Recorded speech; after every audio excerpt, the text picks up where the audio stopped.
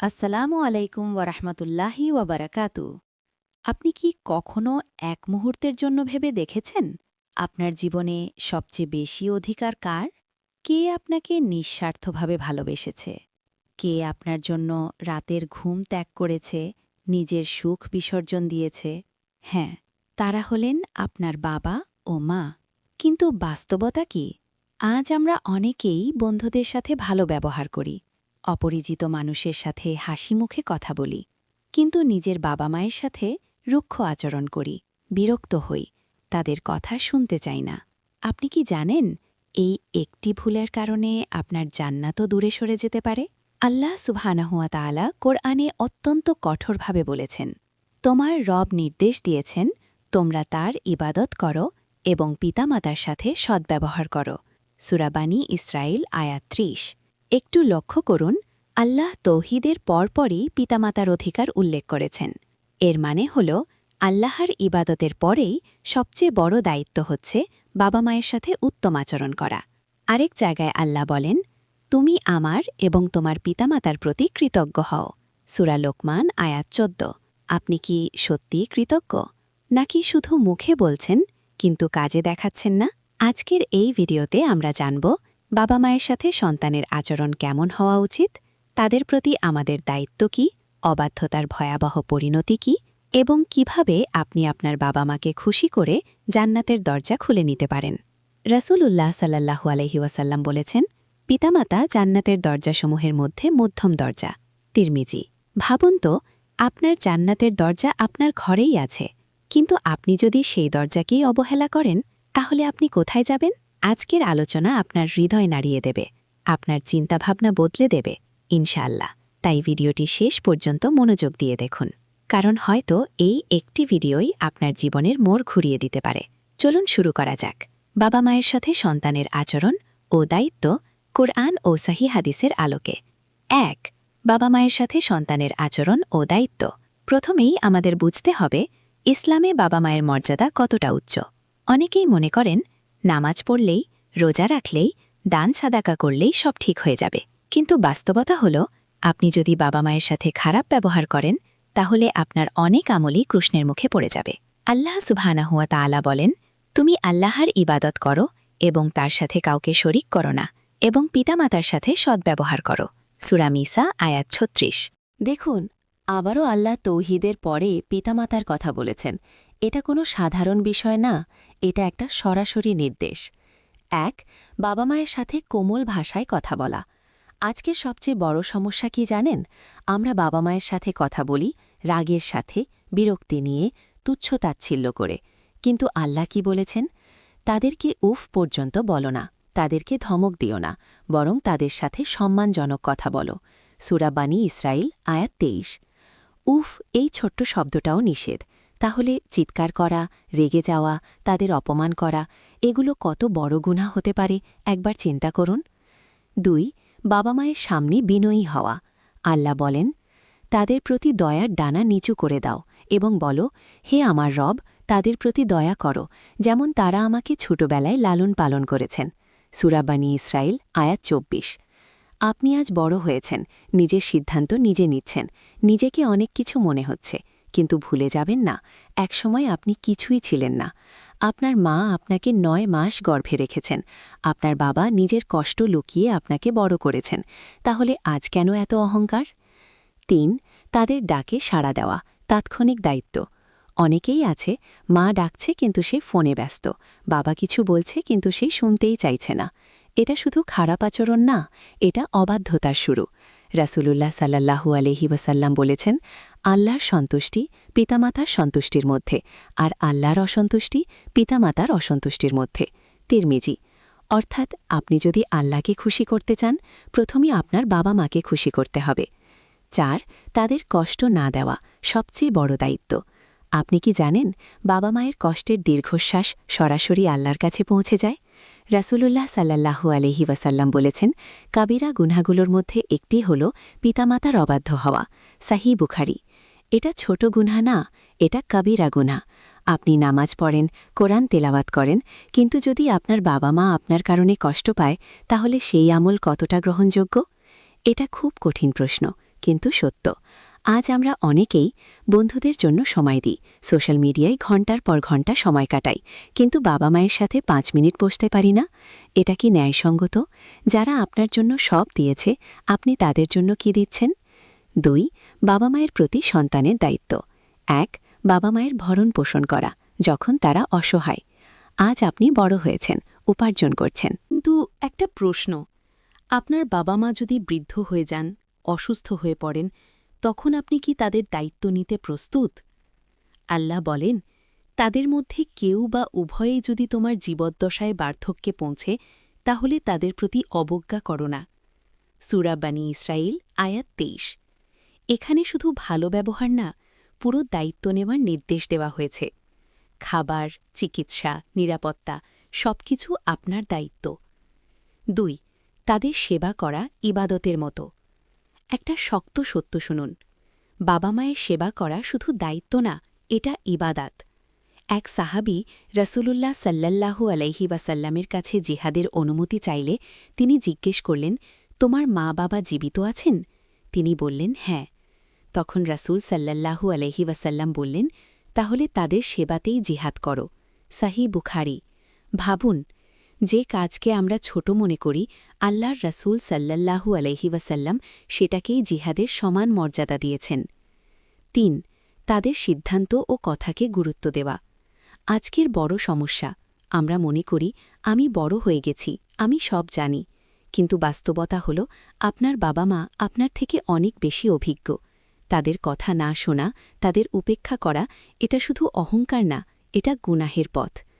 রাসূলুল্লাহ সাল্লাল্লাহু আলাইহি ওয়াসাল্লাম বলেছেন, সেই ব্যক্তি ধ্বংস হোক যার সামনে তার পিতামাতা বার্ধক্যে পৌঁছাল, অথচ সে তাদের সেবা করে জান্নাতে যেতে পারল না।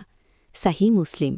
অর্থাৎ বাবা মা জীবিত থাকা অবস্থায় তাদের খুশি করতে না পারা, এটা একটা ব্যর্থ জীবন। 4. তাদের জন্য দোয়া করা সব সময়। আপনি কি জানেন আপনার দোয়া আপনার বাবা মায়ের জন্য কত মূল্যবান? আল্লাহ নিজেই শিখিয়েছেন, রাব্বের হাম হুমা কামা রাব্বায়ানি সাগীরা। হে আমার রব, তাদের প্রতি দয়া করো, যেমন তারা আমাকে ছোটবেলায় লালন পালন করেছেন। সূরা বানী ইসরাঈল আয়াত 24। এটা শুধু একটা দোয়া না, এটা একটা দৈনন্দিন দায়িত্ব। 5. মৃত্যুর পরও দায়িত্ব শেষ হয় না। অনেকেই মনে করে বাবা মা মারা গেলে সব শেষ।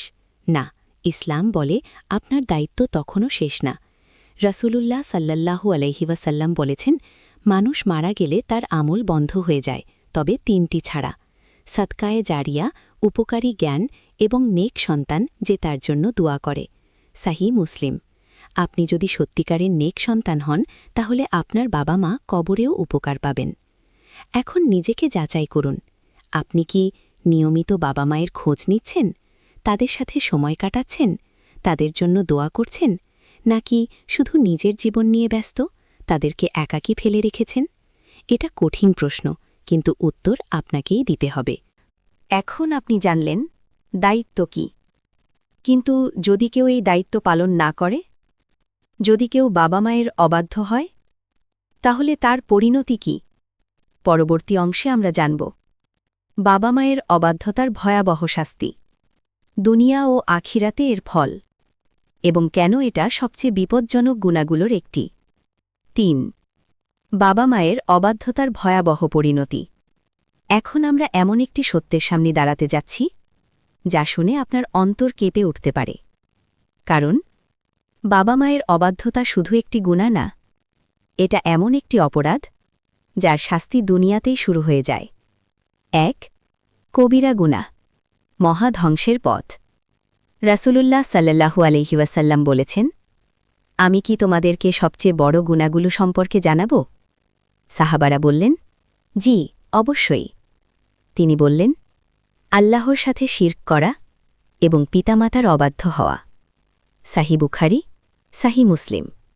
একটু খেয়াল করুন, শিরকের পরেই পিতামাতার অবাধ্যতা। এটা কোনো ছোট বিষয় না, এটা সরাসরি ধ্বংসের পথ। 2. দুনিয়াতেই শাস্তি শুরু হয়। অনেকে মনে করে গুনাহ করেছি, পরে তাওবা করব। কিন্তু এই গুনাহের ক্ষেত্রে ব্যাপারটা আলাদা। রাসূলুল্লাহ সাল্লাল্লাহু আলাইহি ওয়াসাল্লাম বলেছেন, 2টি গুনাহ এমন আছে যার শাস্তি আল্লাহ দুনিয়াতেই তাড়াতাড়ি দেন। একটি হল অত্যাচার, আর একটি হল পিতামাতার অবাধ্যতা। তিরমিজি, অর্থাৎ আপনি যদি বাবা মাকে কষ্ট দেন, আপনার জীবনে অশান্তি, বিপদ, ব্যর্থতা এসব আসতে পারে। এটা কাকতালীয় না, এটা আল্লাহর পক্ষ থেকে সতর্কতা। ৩. জান্নাত থেকে বঞ্চিত হওয়ার ভয়। একটা ভয়ঙ্কর হাদিস শুনুন। রাসূলুল্লাহ সাল্লাল্লাহু আলাইহি ওয়াসাল্লাম বলেছেন, অবাধ্য সন্তান জান্নাতে প্রবেশ করবে না। নাসাই। ভাবুন, আপনি নামাজ পড়ছেন, রোজা রাখছেন, কিন্তু যদি বাবা মায়ের অবাধ্য হন, তাহলে সেই জান্নাতই আপনার জন্য বন্ধ হয়ে যেতে পারে। ৪. আমল নষ্ট হয়ে যাওয়ার আশঙ্কা। আপনি হয়তো অনেক ইবাদত করছেন, কিন্তু একটা ভুল, বাবা মায়ের দুঃখের কারণ হওয়া, আপনার সব আমলকে প্রশ্নবিদ্ধ করে দিতে পারে। কারণ যার উপর আল্লাহ অসন্তুষ্ট, তার আমল কতটা গ্রহণযোগ্য। ৫. দোয়া কবুল না হওয়ার ভয়। আপনি কি কখনো অনুভব করেছেন আপনার দোয়া কবুল হচ্ছে না? এর একটি কারণ হতে পারে বাবা মায়ে অসন্তুষ্টি। কারণ যাদের সন্তুষ্টির সাথে আল্লাহর সন্তুষ্টি জড়িত, তাদের কষ্ট দিলে আপনার দোয়া আকাশে উঠেই থেমে যেতে পারে। আজ আমরা কি করছি?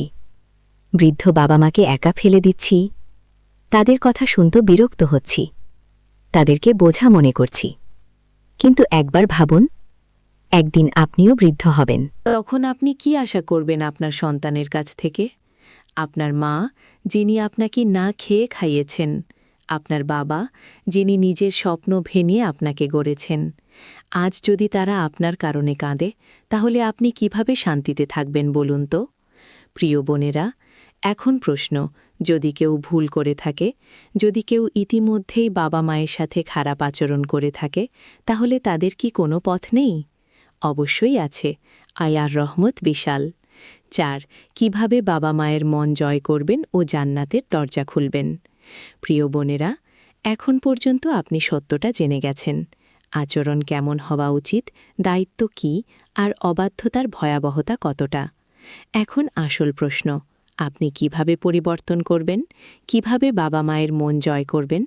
চলুন একদম বাস্তবিক এবং কার্যকর কিছু পথ জেনে নিই। ১. আজ থেকেই ক্ষমা চান, দ্বিধা না করে। একটা বড় ভুল আমরা করি। আমরা মনে করি পরে বলবো, সময় হলে বলবো। না, সময় সবসময় থাকে না। আজই গিয়ে বলুন, মা, বাবা, আমি যদি কখনো কষ্ট দিয়ে থাকি, আমাকে মাফ করে দিন। বিশ্বাস করুন, এই একটি বাক্য আপনার জীবনের বরকত বদলে দিতে পারে। ২. নিয়মিত সময় দিন, শুধু দায়িত্ব না, ভালোবাসা দিয়ে। আপনি কি জানেন বাবা মা সবচেয়ে বেশি কী চান? টাকা না, উপহার না, তারা চান আপনার সময়, আপনার কথা, আপনার উপস্থিতি। প্রতিদিন অন্তত ১০-১৫ মিনিট তাদের পাশে বসুন, কথা বলুন, তাদের কথা শুনুন। এটা ছোট মনে হলেও আল্লাহর কাছে এটা অনেক বড় আমল। ৩. তাদের খুশিকে নিজের অগ্রাধিকার বানান। আজ আমরা কি করি? নিজের ইচ্ছা আগে, নিজের স্বপ্ন আগে, নিজের আনন্দ আগে। কিন্তু একজন মুমিন কি করে জানেন? সে বাবা মায়ের খুশিকে নিজের খুশির আগে রাখে। রাসূলুল্লাহ সাল্লাল্লাহু আলাইহি ওয়াসাল্লাম বলেছেন, পিতা মাতা তোমার জান্নাত কিংবা জাহান্নাম। ইবনে মাজা। অর্থাৎ আপনি যেভাবে তাদের সাথে আচরণ করবেন, আপনার পরিণতিও তেমনই হবে। ৪. তাদের জন্য দোয়া, অবিরাম আমল। আপনি যদি সত্যিকারের নেক সন্তান হতে চান, তাহলে দোয়া কখনো বন্ধ করবেন না। প্রতিদিন বলুন, হে আমার রব, আমার পিতা মাতাকে ক্ষমা করুন, তাদের প্রতি দয়া করুন। এই দোয়া শুধু তাদের জন্য না, এটা আপনার নিজের জান্নাতের বিনিয়োগ। ৫. মৃত্যুর পরও সম্পর্ক চালু রাখুন। যদি আপনার বাবা মা এই দুনিয়ায় না থাকেন, তাহলে কি সব শেষ? না, বরং এখনই আপনার সত্যিকারের পরীক্ষা। তাদের জন্য দোয়া করুন, সদকা করুন তাদের নামে, তাদের বন্ধু ও আত্মীয়দের সাথে ভালো সম্পর্ক রাখুন। রাসূলুল্লাহ সাল্লাল্লাহু আলাইহি ওয়াসাল্লাম বলেছেন, সর্বোত্তম নেক আমল হল পিতার বন্ধুর সাথে ভালো সম্পর্ক রাখা। সাহি মুসলিম। ৬. ছোট ছোট কাজ, বড় প্রভাব। আপনি ভাবছেন, আমি বড় কিছু করতে পারছি না, কিন্তু ইসলাম ছোট কাজকেও বড় করে। মায়ের মাথায় তেল দিয়ে দেওয়া, মাথার চুল আছড়িয়ে দেওয়া, বাবা মায়ের পাশে বসে তাদের খোঁজ নেওয়া, তাদের কথা মনোযোগ দিয়ে শোনা। এই ছোট কাজগুলোই আপনার জান্নাত করে তুলছে। আমি আপনাকে একটি চ্যালেঞ্জ দিচ্ছি, আজ থেকেই শুরু করুন। একদিনও যেন বাবা মাকে কষ্ট না দেন। প্রতিদিন তাদের সাথে কথা বলুন, প্রতিদিন তাদের জন্য দোয়া করুন। মাত্র 7 দিন করুন, আপনি নিজেই পরিবর্তন অনুভব করবেন ইনশাআল্লাহ। একদিন আসবে, আপনি ডাকবেন মা, কিন্তু কোনো উত্তর আসবে না। আপনি বলবেন বাবা, কিন্তু কেউ ফিরে তাকাবে না।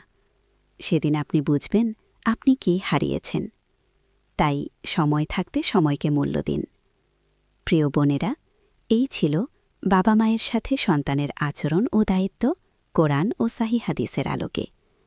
এই আলোচনা শেষ করার আগে চলুন আমরা সবাই মিলে আমাদের বাবা মায়ের জন্য হৃদয় থেকে দোয়া করি। কারণ হয়তো আমাদের আমল কম, কিন্তু দোয়া এটাই আমাদের সবচেয়ে বড় শক্তি। হে আল্লাহ, আপনি আমাদের সৃষ্টিকর্তা, আপনি আমাদের রব। হে আল্লাহ, আমাদের পিতামাতাকে ক্ষমা করুন, তাদের সমস্ত গুনাহ মাফ করে দিন। হে আল্লাহ, যেভাবে তারা আমাদের ছোটবেলায় ভালোবাসা দিয়ে লালন পালন করেছেন, আপনিও তাদের প্রতি অসীম দয়া করুন। হে আল্লাহ, যদি তারা জীবিত থাকেন তাহলে তাদের সুস্থতা, দীর্ঘ হায়াত ও ঈমানের সাথে জীবন দান করুন। হে আল্লাহ, তাদেরকে আমাদের জন্য রহমত ও বরকতের উৎস বানিয়ে দিন। হে আল্লাহ, যদি তারা এই দুনিয়া ছেড়ে চলে গিয়ে থাকেন তাহলে তাদের কবরকে নূরে ভরে দিন, তাদের কবরকে জান্নাতের বাগান বানিয়ে দিন। হে আল্লাহ, আমাদেরকে এমন সন্তান বানান যারা তাদের পিতামাতার জন্য সদকায়ে জারিয়া হয়ে থাকবে। হে আল্লাহ, আমাদের হৃদয় থেকে অহংকার, বিরক্তি, অবাধ্যতা দূর করে দিন এবং আমাদেরকে বাবা মায়ের অনুগত ও সেবক বানিয়ে দিন। হে আল্লাহ, আমাদেরকে সেই সৌভাগ্য দিন যাতে আমরা আমাদের বাবা মাকে খুশি করে জান্নাতের দরজায় পৌঁছতে পারি। আমিন। প্রিয় বোনেরা, আজকের এই আলোচনা যদি আপনার হৃদয় ছুঁয়ে থাকে তাহলে আজই একটি সিদ্ধান্ত নিন, আপনি বদলাবেন। কারণ জীবন খুব ছোট, সময় খুব সীমিত, আর বাবা মা এটা এমন একটি নিয়ামত যা হারিয়ে গেলে আর ফিরে পাওয়া যায় না। মনে রাখবেন, আপনার জান্নাত দূরে না, আপনার জান্নাত আপনার ঘরেই আছে, আপনার বাবা মায়ের পায়ের নিচে। ভিডিও শেষ করার আগে একটি অনুরোধ, আজই আপনার বাবা মায়ের কাছে যান, তাদের হাত ধরুন এবং বলুন, আমি আপনাদের ভালোবাসি। বিশ্বাস করুন, এই একটি বাক্য হয়তো আপনার জীবনের সবচেয়ে বড় নেক আমল হয়ে যাবে ইনশাআল্লাহ। আসসালামু আলাইকুম ওয়া রাহমাতুল্লাহি ওয়া বারাকাতুহু।